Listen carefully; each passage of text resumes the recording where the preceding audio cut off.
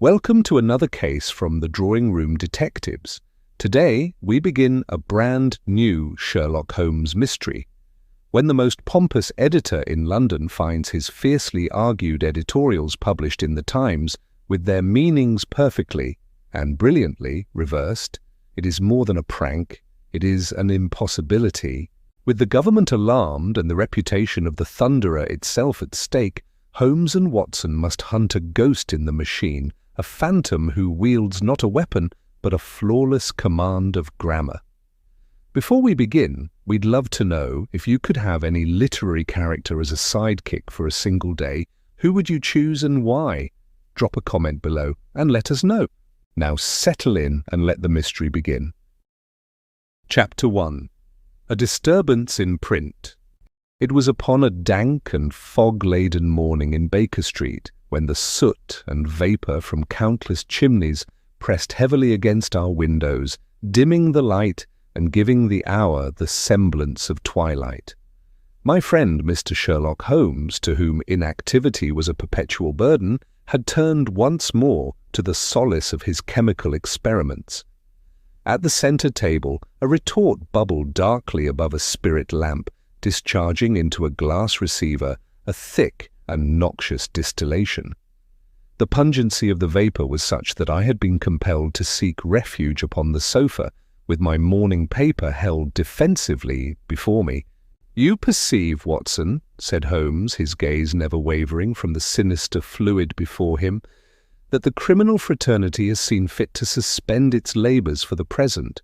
The very heart of London beats sluggishly beneath this oppressive atmosphere, and in the absence of cases we must exercise our faculties in the laboratory. This hydrocarbon promises—" Whatever revelation Holmes intended was forestalled by a most unlooked-for interruption. A furious hammering shook the street door, followed at once by the sound of rapid footfalls ascending the stair. An instant later, without so much as a knock, our sitting-room door burst wide, and a gentleman entered with the air of one pursued by calamity itself. He was attired with the utmost propriety, yet his disordered aspect betrayed the violence of his emotions. His frock-coat was finely cut, his silk hat still perched upon his head, but his face was pale with indignation, and his hands trembled visibly. In one of them he clutched a copy of the Times as though it were some venomous reptile. "Mr. Holmes!" he cried, his voice a curious mixture of rage and despair. "You are he, are you not? I have no leisure for ceremony, sir. I am the victim of an outrage, an infamous and incomprehensible outrage." Holmes regarded this tempestuous entrance with evident interest. With a gesture he indicated the armchair before the fire. "Pray compose yourself, sir. My colleague, Dr. Watson, is a man of the utmost discretion. Be seated and kindly acquaint us with your name and the nature of your grievance." The gentleman flung the newspaper upon the table and sank heavily into the chair. "Phipps," he gasped. "Sir Jasper Phipps. Until this week I had the honour of serving as chief editor of the Times." Holmes inclined his head. "The Thunderer itself," said he, "a post of the gravest responsibility. And pray, what outrage could so distinguished a journal inflict upon its own editor?" "It is not the paper, sir, but I myself who am undone," cried our visitor. "For 7 mornings I have been made a laughing-stock before the nation. Look here, look at it." With shaking hand he thrust the journal towards Holmes, directing him to the leading article. Holmes unfolded the sheet and read, in his calm, resonant tones, the opening lines. The piece began as a lofty tribute to a newly launched battleship, extolling its place in the defence of the Empire. Yet as Holmes proceeded, his delivery grew slower, tinged with incredulity. The patriotic fervour had subtly turned upon itself until the article became a merciless indictment of militarism, condemning such vessels as engines of slaughter and questioning the morality of spending the nation's wealth while its poor languished in want. "Extraordinary," murmured Holmes, his keen eyes alight with curiosity. "You did not write this?" God forbid! Cried Sir Jasper, leaping once more to his feet. I composed a stirring appeal to national pride. That is not the worst. Yesterday I penned a stern rebuke to the agitators at the dockyards. In print it appeared as a fiery defence of their cause, denouncing instead the greed of their employers. The Prime Minister himself telephoned me, demanding whether I had taken leave of my senses. A most singular dilemma, said Holmes, steepling his long fingers beneath his chin. The mechanical processes of the press are not prone to so fanciful a metamorphosis. The drafts from which this was set, locked in my desk, sir, in my own hand. I have examined them again and again. And the type? The words upon the plates are my words, yet the sheets that roll from the presses carry this diabolical perversion. It is impossible. It is witchcraft. Holmes rose with sudden energy, his languor cast aside. Then we must hunt down your sorcerer, Sir Jasper. Leave this copy with me. Your case presents features of the most novel and peculiar order. Come, Watson, we have business at Printing House Square without delay. Thus it was that I knew once more that eager thrill which heralded the commencement of a new adventure. For indeed, the game was afoot. Chapter 2. The Sanctum of the Thunderer. Our hansom rattled noisily through the narrow thoroughfares of the city, where the morning fog lifted in grudging patches beneath the inexorable tide of commerce. At length we drew up before the soot-darkened facade of the Times, that venerable stronghold of English opinion. During the drive, Sir Jasper Phipps had regained much of his customary composure, and now led the way with determined step through corridors alive with the nervous energy of journalism. Swift-footed reporters hurried past, clutching their copy, while the deep and ceaseless vibration of the presses below set the very floors aquiver. The air was laden with the mingled odours of fresh ink and paper, an aroma inseparable from the craft. We were soon ushered into the editor's sanctum, a spacious chamber whose sombre dignity contrasted strongly with the bustle without. Its walls were panelled in dark oak, and a massive desk littered with manuscripts and proofs occupied the centre. A tall window admitted a wan light, revealing shelves of well-thumbed volumes and the gleam of tooled leather. The air held the scents of cigars, wood polish, and printer's ink, a curious perfume of authority. "This, Mr. Holmes, is where the mischief begins," said Sir Jasper, sweeping his hand towards the desk. "And I assure you it is where it must end. None may enter here without my secretary's sanction. The sanctity of this room is absolute." Holmes had already set himself to a minute scrutiny. He moved silently about the apartment, pausing here and there with the keen-eyed precision of a falcon. He examined the silver pen upon the blotter, tested the ink within the standish, and ran his long, nervous fingers over the surface of the blotting pad. He stooped to the drawer in which the drafts were kept, noting the lock with quick attention.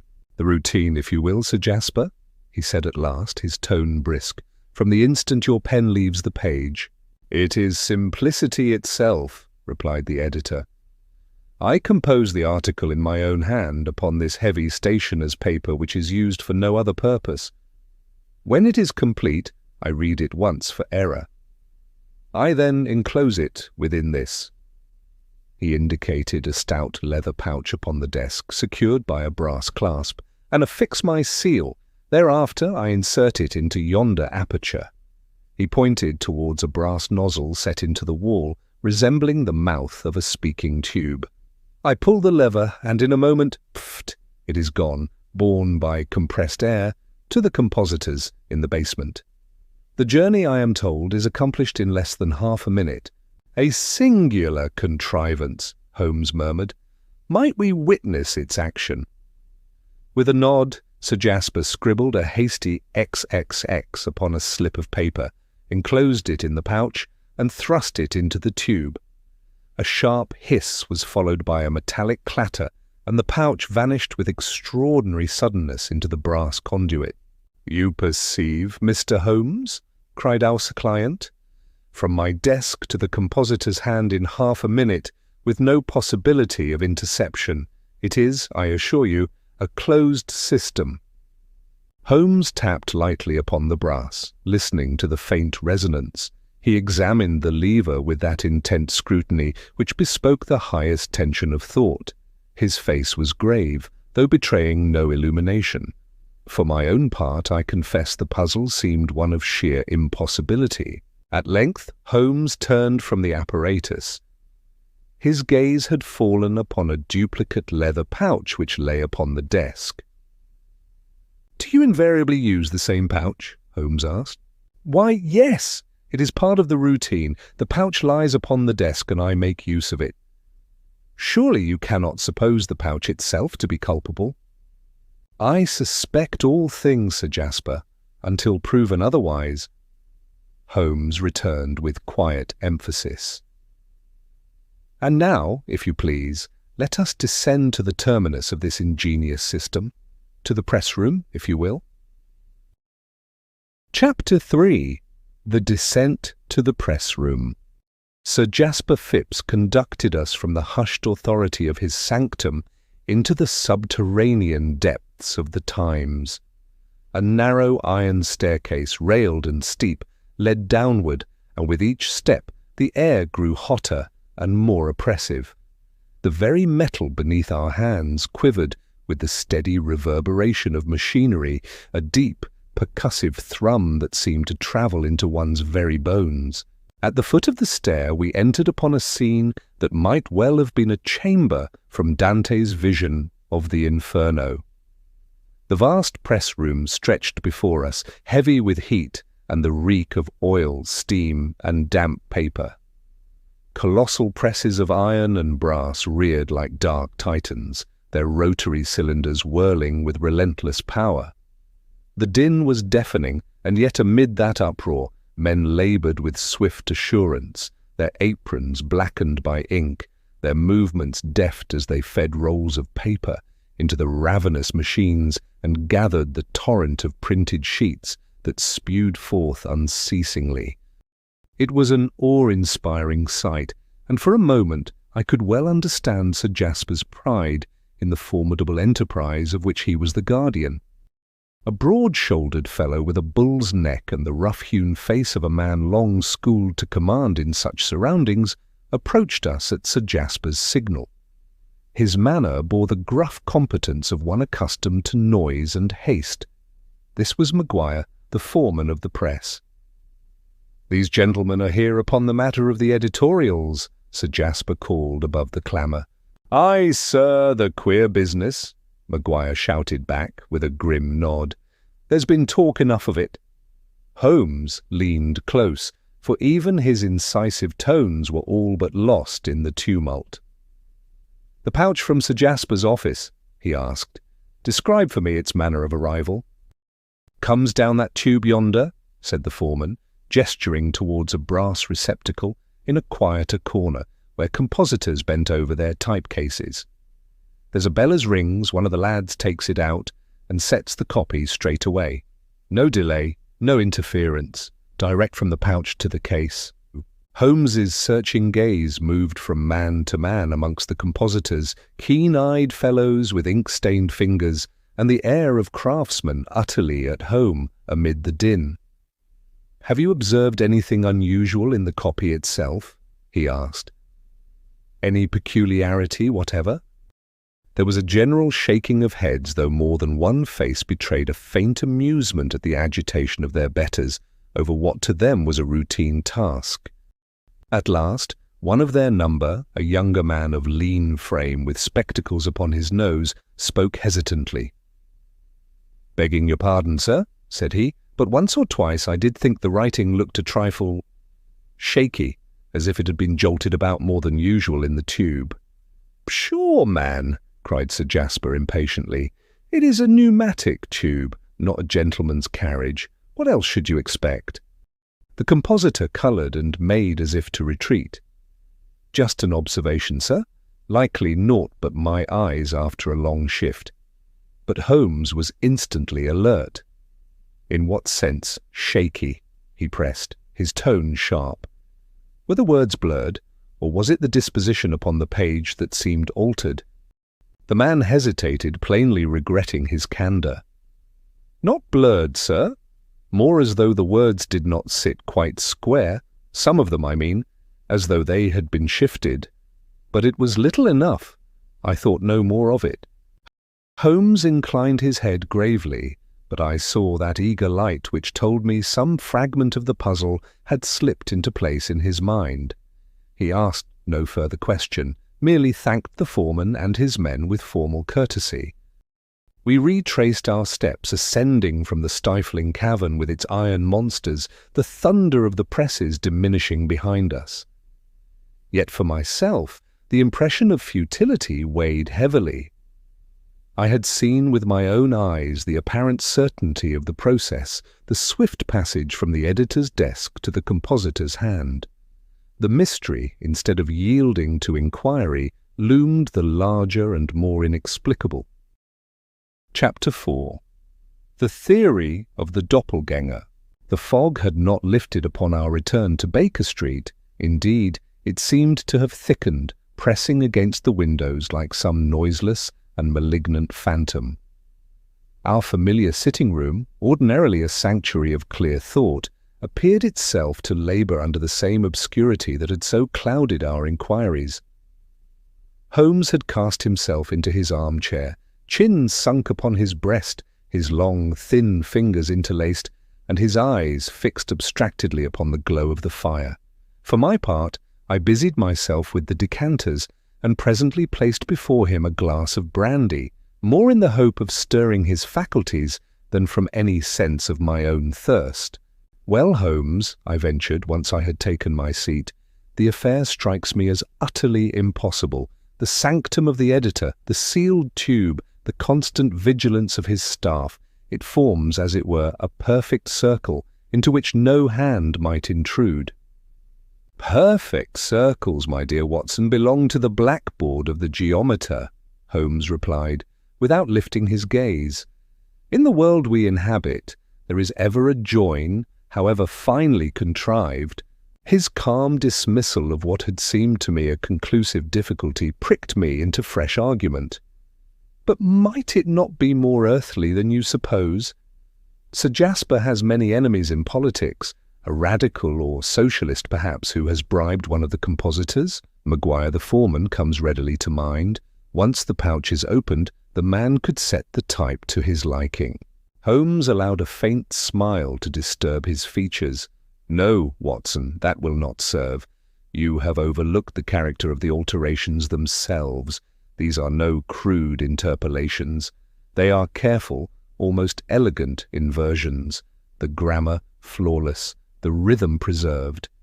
Each phrase is turned upon itself with a precision that borders upon artistry. Such workmanship is beyond the reach of a bribed compositor whose hand would betray itself in coarse slogans or clumsy negations. Here we perceive a scalpel, not a bludgeon. Rising suddenly, he began to pace before the hearth, his dressing gown billowing behind him like the sails of some restless vessel. "No, the point of interference is not at the terminus, but in transit. The evidence indicates substitution."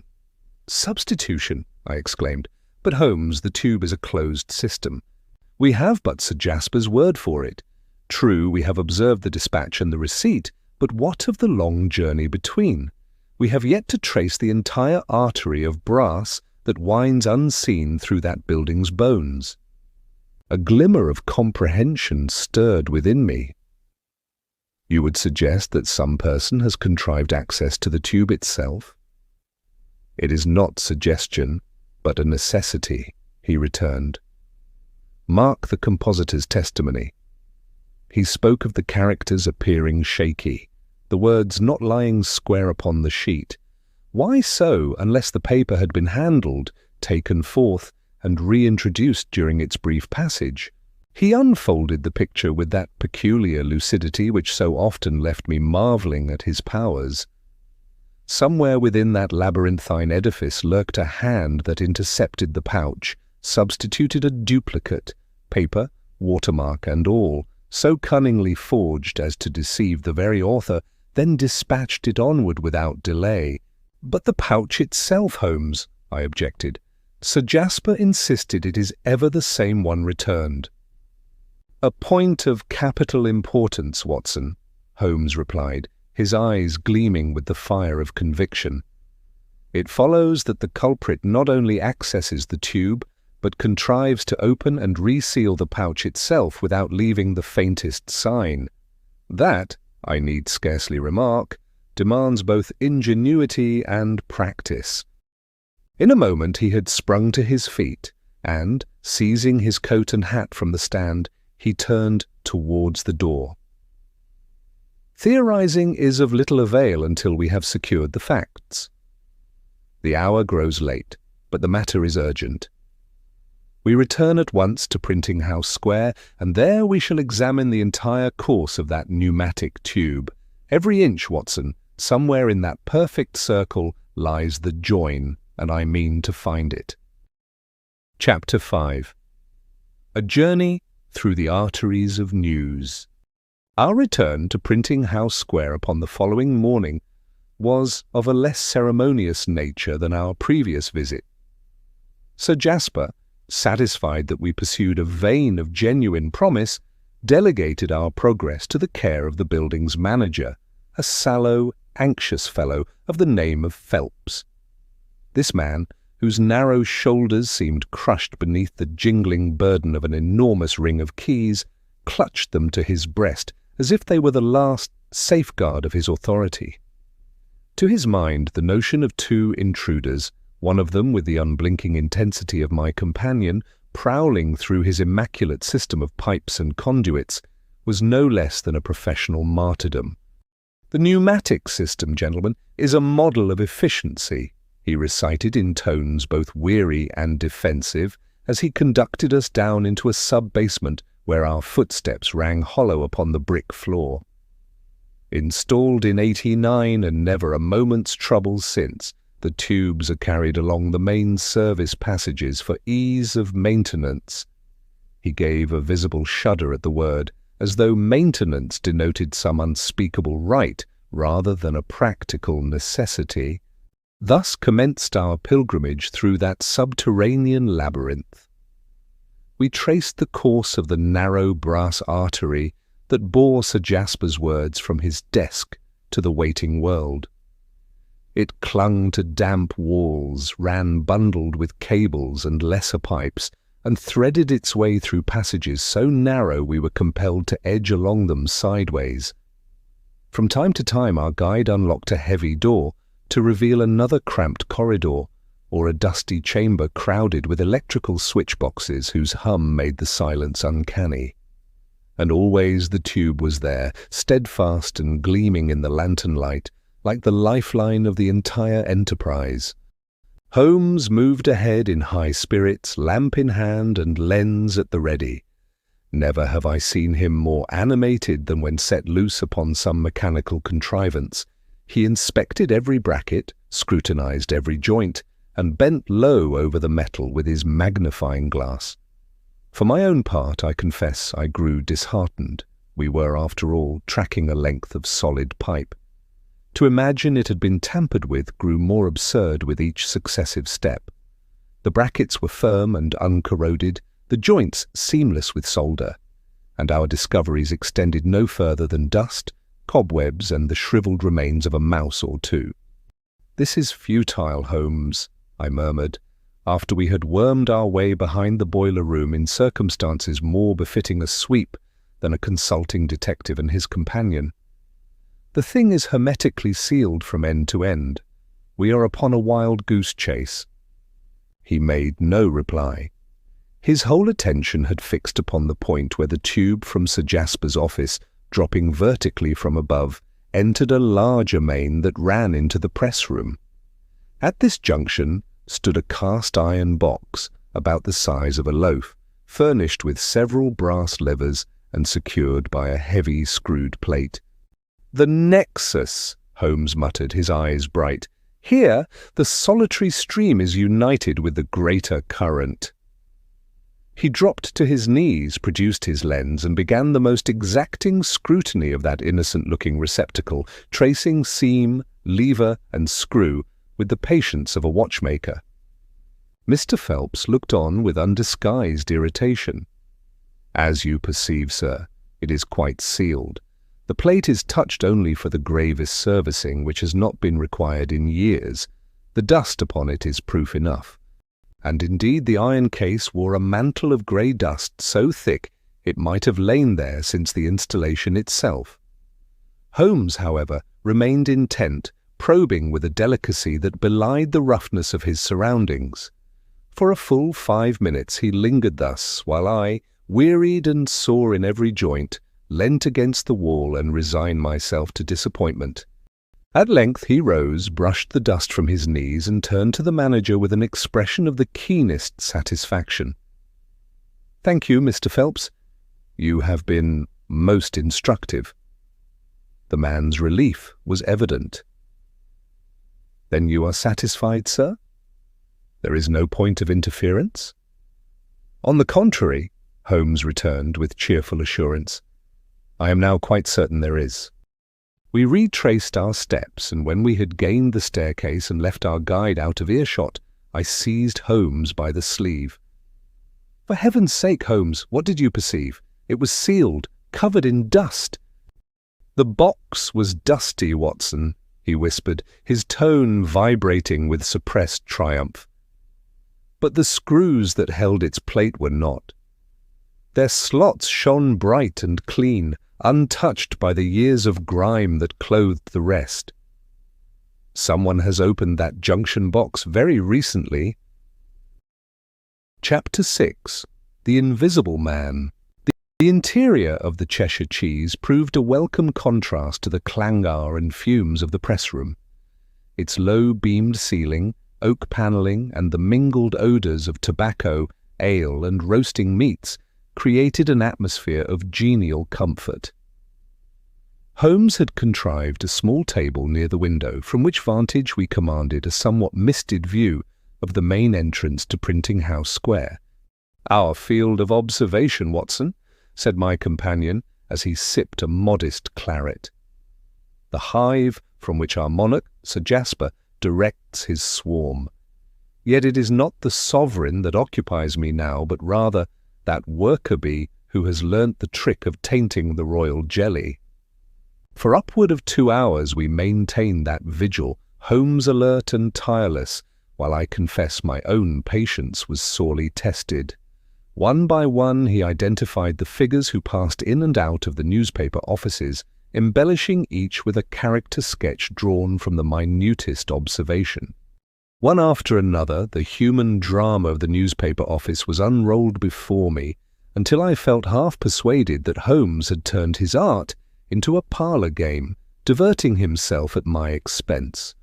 "Holmes," I protested at last, stifling a yawn, "this is most ingenious but hardly pertinent. We seek a forger, a master of subterfuge. Such a fellow will not present himself boldly at the very threshold."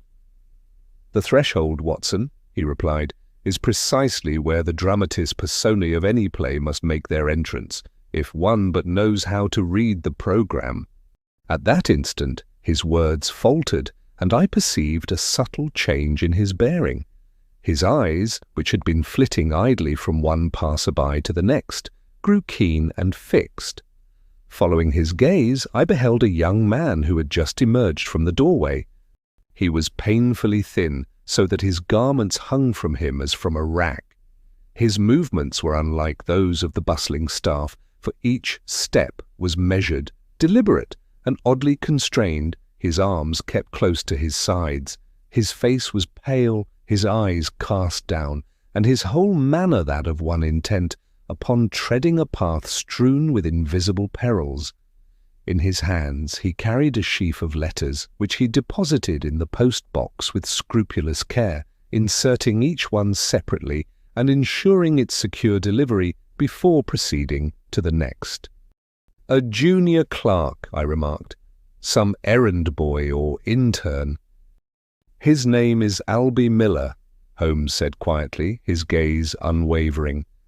He has served the paper these 3 months, an orphan, admitted through a charitable institution. His tasks are of the most menial sort: coffee fetching, sorting correspondence, running errands. He's ill-paid and less regarded than the office furniture. I confess I stared at him in frank astonishment. Holmes, how could you possibly divine so much from that fleeting glimpse? The jacket is worn, yet the cuff has been darned with unusual neatness, plainly the hand of a charitable establishment.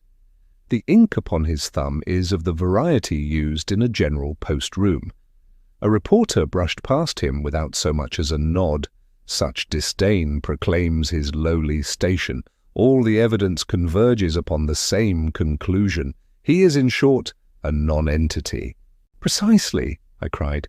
A non-entity, and therefore not the criminal genius who has outwitted us thus far. Holmes turned upon me that penetrating gaze before which so many an adversary has quailed. Ah, Watson, your sturdy common sense is forever your greatest virtue and your greatest defect. The most formidable of foes is often he whom the world never perceives. Consider our young friend. See how life flows round him, heedless of his presence. He observes all, yet is observed by none.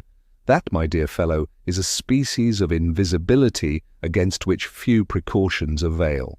The boy, his ritual performed, vanished once more into the shadow of the newspaper's entrance. Holmes leaned back, a faint smile curving his lips, while I sat bewildered. The chase, it seemed, had turned in a direction I was utterly powerless to anticipate. Chapter 7. The Test. A curious tension seemed to charge the very air in Sir Jasper's office on the following morning. The fog had lifted from the city, and through the high window a pallid winter sun made a feeble effort to pierce the gloom, its rays falling in narrow shafts upon the dust motes that circled above the editor's desk like a swarm of restless thoughts.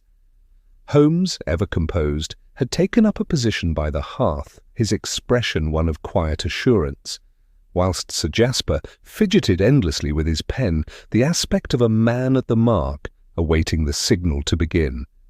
"The subject must be one of profound conviction for you, Sir Jasper," Holmes directed. "A theme upon which your pen is not only employed, but your heart engaged. Furthermore, it must be one that admits a cogent rebuttal from a mind trained to the rigours of pure logic." Sir Jasper straightened, his thin nostrils flaring.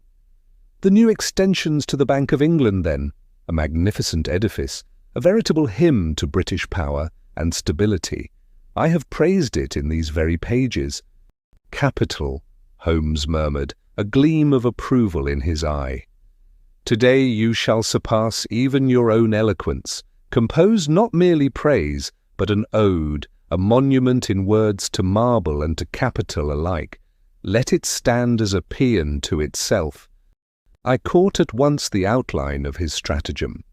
Holmes had observed, during our surveillance, the strange glances young Albie Miller had cast upon that very building, his face betraying unease at its looming proportions, as if he wrestled inwardly with the weight of its symbolism. With a sudden air of animation, Sir Jasper dipped his pen. For the better part of 20 minutes the room was filled only with the ceaseless scratch of steel upon paper. His hand moved with vigour, and the phrases that issued forth were of such hyperbolic grandeur that even to my untrained ear they rang as excessive. He spoke of the bank's unassailable might, its virtuous accumulation of wealth, its awe-inspiring dominance over the heavens of finance. "There!" he cried at last, inscribing his name with a flourish that bespoke defiance. "There is bait enough for your trap, Mr. Holmes." "Excellent," said my friend. "Now proceed as you would on any ordinary day." At Holmes's direction, we withdrew behind a great Japanese screen in the corner of the room, a lacquered structure painted with herons in a marsh. Through a narrow aperture we commanded a clear view of the editor's desk. My own heart throbbed painfully in anticipation, for we were at the very crux of the matter. Here, if anywhere, the mystery must reveal itself, With all the dignity of a man upon the stage, Sir Jasper blotted the sheet with deliberate care. He then took from its accustomed place the leather pouch, unclasped it, and slid the freshly written editorial within. Having fastened the clasp, he advanced to the pneumatic tube. With a motion almost ceremonial in its solemnity, he inserted the pouch, and with a resolute tug upon the lever, consigned it to its journey. There came the faint clatter, the whispering rush of air. The pouch was gone. We waited in breathless silence for the space of a minute. Yet the office remained unchanged. No secret aperture opened, no phantom hand intruded. The air itself seemed to mock our vigil with its perfect stillness. "Now, gentlemen," Holmes suddenly commanded, springing from our concealment with startling energy. "To the press room, at once!" We hurried down the stairways in a clamour of boots, Sir Jasper red-faced and protesting at our pace.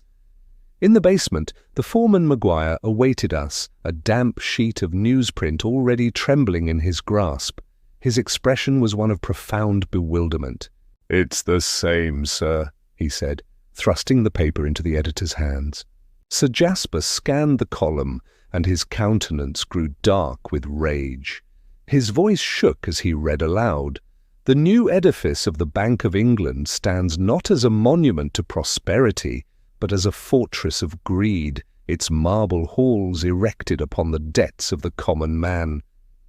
His voice failed, choked by indignation. "It is monstrous, an abomination, a vile distortion." Holmes relieved him of the sheet, his own eyes travelling rapidly over the words. Yet instead of fury, there was in his expression the grave admiration of a craftsman acknowledging another's skill. "The inversion is flawless," he murmured, "grammatically perfect, logically exact." "But Holmes," I cried, the words torn from me in frustration, "we witnessed every step." The pouch left his hands, no other entered the room, and yet here it is, altered once again. "Just so, Watson," said Holmes, his gaze sharp with triumph. "We have now eliminated the impossible, therefore what remains, however improbable, must be the truth. The corruption lies neither in the office nor in the press room. It occurs, as I suspected, in transit. Our quarry is a ghost within the machine, and it is there we must take him." Chapter 8. The Second Test. The great edifice of the Times lay hushed in shadows that night, its corridors echoing faintly with the distant groan of settling timbers and the muffled throb of the printing machines below. From a reluctant and mortified Mr. Phelps, Holmes had procured the key to a disused linen closet on the ground floor. My friend had determined, with his usual precision, that this forgotten chamber lay directly above the cast-iron junction box which we had examined only the day before. "The tube itself has not been tampered with, Watson," Holmes murmured, his voice a hollow whisper in the confined darkness. The closet was rank with the odour of mildew and age, the shelves heaped with yellowed remnants of laundry long abandoned. My initial supposition of substitution was a necessary stage in the inquiry, but it was not the truth. The alteration occurs within the tube. "But how, Holmes?" I pressed, my shoulder cramped against a shelf of rotting cloth. "Patience, my dear fellow. You shall see." He shifted a pile of folded sheets to reveal the boards in the far corner. Passing his long fingers along the seams, he paused. "Note this. No dust upon the edges, though the rest is thick with it. And see, these boards are not nailed, but fitted with care." With a deft motion, he lifted the section clear, and at once a draught of cold, metallic air rose to meet us, sharp with the smell of grease and damp brickwork. Below, in the faint gleam of his dark lantern, I discerned the dull iron surface of the junction box. "A service passage," Holmes whispered. "Long forgotten by the management, but not, it seems, by our ghost." He replaced the boards with exactitude, concealing all trace of disturbance. "And now, Watson, we wait." Wait we did, and never have I endured a vigil more oppressive. The hours crept by with intolerable slowness. From beyond the walls came only the faintest murmur of the city, a sound that dwindled at length into profound silence. A rat scurried close at hand, its claws scraping against the wood, and I started as though at a pistol shot. My limbs grew cold and cramped, and doubt began to creep insidiously into my mind. Was this some wild conjecture of Holmes's fertile fancy? Were we watching an empty corner while the true culprit laughed elsewhere? I was on the very edge of voicing my despair when Holmes's hand, like steel, closed suddenly upon my wrist. A sound, a faint, unmistakable scraping from beneath the floor. We scarcely dared breathe. The scraping was followed by a subdued metallic click, then silence once more. At last, with the stealth of a cat, the floorboard stirred. It lifted with such infinite care that no whisper of wood betrayed the motion. Slowly, the aperture widened into a square of deeper blackness in the surrounding gloom. And then a face emerged, pale, pinched, and spectral in the dim light that filtered from a distant corridor. It hovered like a mask of the grave. The eyes were wide, unblinking, fixed with a terrible concentration upon the space around them. It was the face of young Albie Miller, yet gone was the timorous, shrinking youth we had marked before. This countenance was transformed by intensity of purpose, every muscle drawn into the service of his task. He betrayed neither guilt nor fear, only a cold, relentless absorption. So rapt was he in his design that he perceived us not. He eased himself upward with practiced movements, each gesture silent and exact.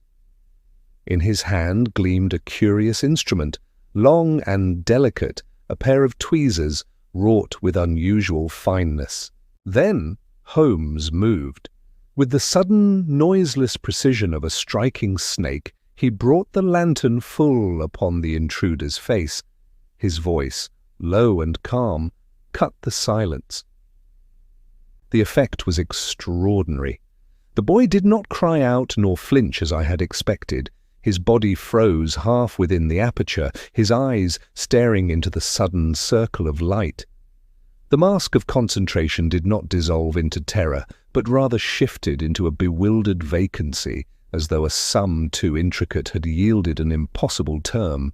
He blinked once, slowly, like an owl disturbed at its roost, his mind striving vainly to reconcile the unlooked-for presence before him. Chapter 9. The Mechanism of Truth. For a space of time, long or short, I cannot say, nothing stirred in that narrow closet save the slow gyration of dust motes in the beam of Holmes's lantern. The boy, Albie Miller, remained frozen half within and half without the aperture, his pale countenance fixed upon us with no trace of fear. His expression was one of bewilderment only, as though some intricate calculation had betrayed an impossible result. Holmes, reading the curious cast of his mind, refrained from menace or reproach. With a quiet deliberation, he sank to one knee, so that his eyes were level with the youth's. His voice was calm, uncoloured by accusation. "We know what you have been about," said he. "The question is not whether, but how. The mechanism, Albie. Show me the mechanism. I should very much like to comprehend it." At these words, the rigid mask of the boy's face softened slightly. This, it seemed, was speech he could understand, the language of explanation. Without a word, he withdrew from the aperture, and moving with a solemn precision, laid out his implements upon the boards before him.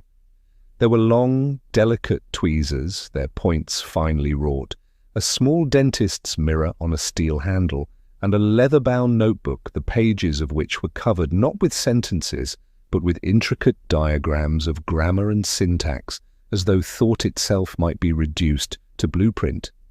"The junction box," Holmes prompted gently. The boy inclined his head almost imperceptibly, then turned once more to the aperture. With the supple ease of one well practiced, he lowered himself into the darkness. Holmes signed to me, and together we bent with the lantern light.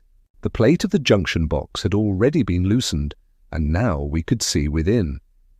Brass levers and sliding gates formed a delicate machinery for diverting the course of the pneumatic carriers. One of these gates the boy had wedged ever so slightly ajar with a sliver of wood. At that moment, a faint vibration sounded from the tube, and the leather pouch from Sir Jasper's room shot into sight. It struck the obstruction and halted, trembling, in a precarious suspension. What followed was a performance so swift and dexterous that I watched in awe. Albie's hands moved with the certainty of long habit. With his mirror, he inspected the contents of the transparent pouch. Then, opening the clasp with his tweezers, he drew forth the single sheet and spread it against the iron plate. "Observe, Watson," whispered Holmes, his tone rich with admiration. Sir Jasper corrects his proofs by slips pasted upon the manuscript. Each word, each phrase, may thus be inverted with a touch. The boy's eyes travelled rapidly over the sheet. His finger alighted upon a word. With the tweezers he lifted the tiniest corner of a pasted slip, turned it deftly, and pressed it down once more. Where is had stood, is not now declared itself. Another, with its bold initial G, great, was reversed, and in the same hand became feeble. One after another the phrases shifted their meaning, each alteration made with the exactitude of a surgeon's cut. In less than half a minute the deed was done. The sheet was replaced in the pouch, the clasp secured. The splinter of wood was withdrawn, the gate closed, and with a hiss and a rush, the carrier shot onward upon its journey to the press room. The boy turned back to us, his pale features serene with the satisfaction of labour well accomplished. "But why?" I burst out, unable to restrain myself. "Why in heaven's name do you do this?" He regarded me with mild surprise, as though my agitation were unaccountable. When he spoke, his voice was low and steady, the tone of one who states a truism beyond dispute. "The propositions were unsound," said he. "The syllogisms were fallacious. They demanded correction. The conclusions did not follow from the premises. I was merely making the paper accurate." There was no malice in his voice, no sense of wrongdoing, only the calm assurance of a craftsman fulfilling his appointed task. In that moment it was plain to me that Albie Miller did not see himself as saboteur or forger, but as proofreader to the world's thought, adjusting with mathematical precision what he deemed to be error. Chapter 10. The Explanation. The return to Baker Street was attended by a sense of relief, as though we had passed from some subterranean labyrinth into the familiar light of day. The fire burned brightly, and the simple comfort of our rooms seemed doubly welcome after the unnatural atmosphere of the linen closet. Sir Jasper Phipps, sunk heavily into an armchair with a glass of brandy, bore the look of a man whose entire scheme of thought had been overturned. "A boy!" he exclaimed at last, his indignation breaking loose. "He has made a spectacle of me. I shall prosecute him. I shall have him sentenced to Dartmoor if I have to." Holmes, standing at the mantel with his cigarette, regarded him with composure. "I strongly advise against such a course, Sir Jasper." "You mistake the nature of the case," Holmes returned quietly. "This is not villainy in the ordinary sense. The boy acts not from malice nor for gain, but from a singular devotion to logic. To him, a faulty argument is an offence against truth itself. He has no understanding of your reputation, only of syllogisms and their conclusions. In correcting your proofs, he believed he was restoring order, not committing fraud." Holmes then laid out, point by point, the method by which the youth had achieved his purpose, the manipulation of the pneumatic tube, the obstruction of the carrier gate, the examination of slips with mirror and tweezers, and the silent inversion of words and phrases. Sir Jasper's fury subsided as comprehension grew. It was plain that the notion of being undone not by an enemy, but by an intellect following its own peculiar law, struck him with deeper force than any conspiracy. "The scandal," he muttered, his practical instincts asserting themselves. If this were known, the paper would be ruined. Editor duped by errand boy, it would be intolerable. "Exactly," Holmes said. "A public prosecution would only magnify your humiliation. The boy is incapable of appreciating his offence in social terms. To punish him would be as futile as prosecuting a storm for its rain.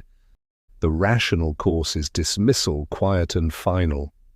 Sir Jasper considered, then nodded sharply. "Very well, no police. He leaves my service at once and without reference." "That is prudent," Holmes replied. "Yet one cannot overlook that he possesses a remarkable aptitude. In the correct environment, proofreading galleys where the rules are strict and deviations not permitted, his faculty might be of genuine service." Sir Jasper made no reply, but his thoughtful expression betrayed that the suggestion had taken root. When at last he had gone, subdued and silent, I remarked to my companion, "It is a strange form of justice, Holmes. The world is seldom divided between the wholly innocent and the wholly guilty, Watson," he answered. "This boy is no criminal, but a corrective force acting in his own sphere. Difference, not wickedness, lies at the heart of his actions. Such minds are rare, and I shall long remember the Inverted Intern." With that, Holmes took up his violin, and the slow, meditative strains carried us into silence. Chapter 11. A Quiet Reflection. The departure of Sir Jasper Phipps left behind a curious stillness in our sitting room, broken only by the cheerful crackle of the fire. Holmes, seated with his violin, allowed a few low, lingering notes to drift into the air, sombre in tone and reflective in character. The case was concluded, yet its impression remained with me, not as the triumph of justice over crime, but as something subtler, more elusive. "It is a singular business, Holmes," I remarked at length. "We have tracked murderers, foiled blackmailers, and unmasked conspirators, but never, I think, have we met with a case quite like this. Here is no villain, yet wrong was surely done. There is no crime, and yet the harm is plain." Holmes set down his bow, resting the violin lightly upon his knee. His gaze was thoughtful, his expression softened by the glow of the firelight. "Was it a wrong, Watson?" he said quietly. "Consider the matter. To the boy it was duty. In his world, fallacy is vice and contradiction a sin. He merely corrected what he saw as disorder. It is not wickedness that guided him, but a peculiar, uncompromising honesty." I turned this over in my mind. Holmes's words had in them the weight of truth. In all our adventures, never had I seen him extend such understanding toward one who stood technically in opposition to the law. He had sought not to condemn, but to comprehend, and in that comprehension to discover a course that spared both justice and mercy from violation. My eyes wandered to my friend. It seemed to me that his own mind was not so far removed from that of young Albie Miller, an intellect that demanded symmetry, that abhorred disorder, that moved ever by the inexorable chain of logic. Holmes differed only in that he wielded his faculties with mastery and purpose, while the boy was driven by them as by an ungovernable tide. Holmes resumed his violin, and once more the soft, plaintive strains filled the room, weaving themselves into the crackle of the fire and the deepening shadows of the evening. I listened in silence, struck anew by the thought that the margin between genius and peculiarity is perilously thin. And so concludes the incident of the Inverted Intern, a tale where the pen was not just mightier than the sword, but clever enough to rewrite itself, a mystery not of villainy, but of vexing virtue. Once again, Sherlock Holmes has proven that the most profound truths are often found not in the grand confession, but in the quiet, meticulous mind operating by its own unshakable rules. If you enjoyed this typeset turmoil, do consider subscribing and sharing our channel with your friends. Until next time, keep your eyes open, your thoughts clear, and remember, the most dangerous sentence is not the one that is wrong, but the one that is so logically perfect, it turns the world upside down. Good night.